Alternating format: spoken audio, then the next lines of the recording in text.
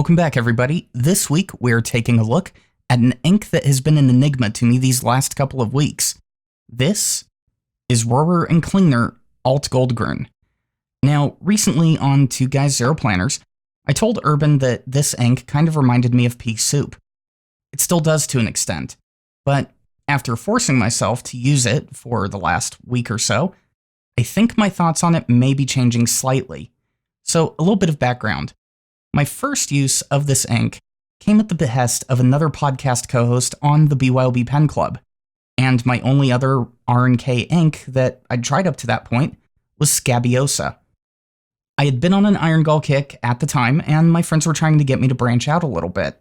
So maybe it was the wine I'd been drinking that night, or maybe it was my whiffle attitude. Whatever the case, I ordered a bottle of the ink, and it sat for a long time. It hadn't been until Urban gave me the friendly nudge that I even remembered I still had it. So, as it is, I needed an ink to fill the review slot this week, and I was finally intrigued enough to give it a look.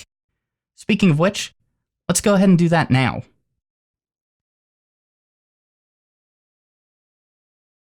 Okay, so 50th glance, and I still don't know what to call this ink.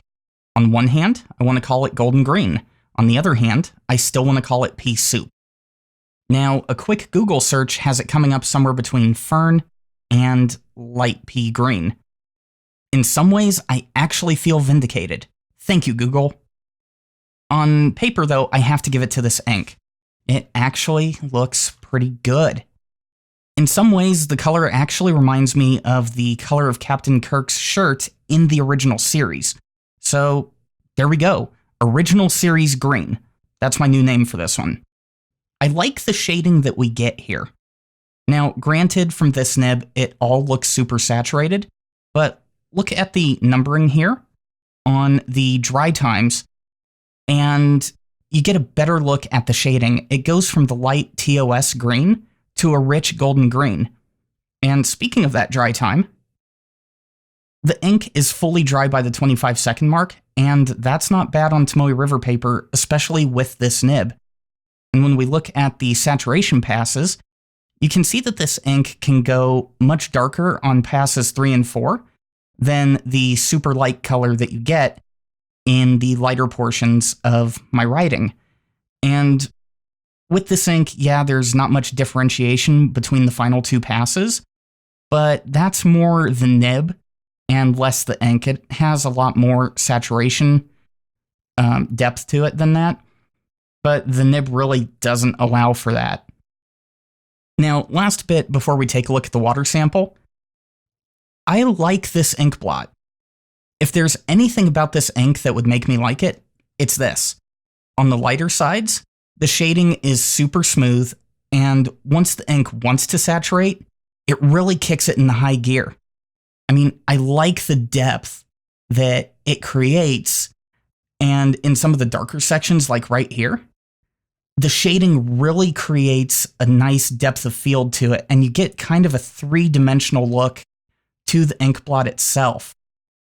So let's go ahead, though, and take a look at the water sample and see what we get there.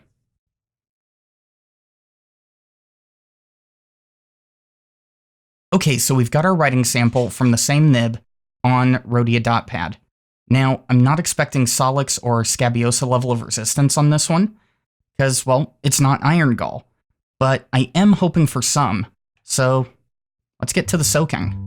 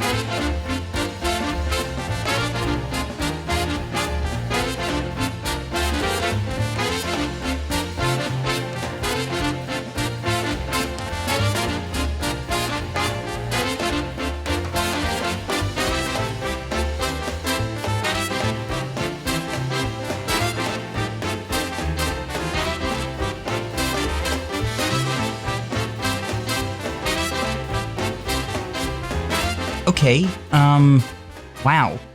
This is slightly interesting.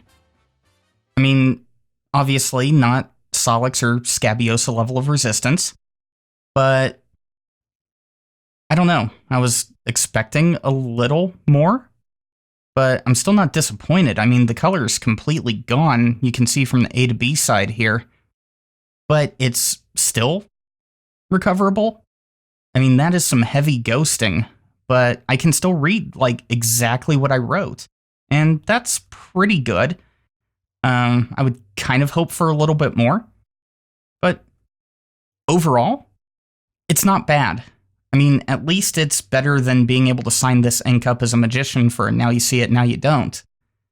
But let's go ahead, clean up, and wrap up on my final thoughts for Alt-Goldgrün. So after a quick look at Alt-Goldgrün, I think this ink has potential, but personally, it's just not a keeper for me. I like the throwback to the color on the original series. I know it's not intentional, but I think it's a good touch. And the shading and saturation are actually pretty good. The dry time is also extremely good. But this color just really isn't for me. And after seeing the water sample, I know I'm being a little pedantic here, but that kind of helped solidify it for me. I like a little bit more of the color to stay around, and it just doesn't there. Now, just because it's not my type of ink doesn't mean that you won't like it. So if you like this color and you want to give this color a try, then pick up a bottle of the ink. The price point is really good for a 50 ml bottle of ink, and this bottle, honestly, this particular bottle, I'm either going to give it away or send it across the pond to Urban when I send my next package to him. I really haven't decided yet. But what I have decided, I'm going to wrap up the video here. Thank you everyone for watching. Check the links down below for ways to follow and support the channel, and check out 2 Guys 0 Planners. Also, don't forget to subscribe to the channel if you haven't already, and I'll see you next week.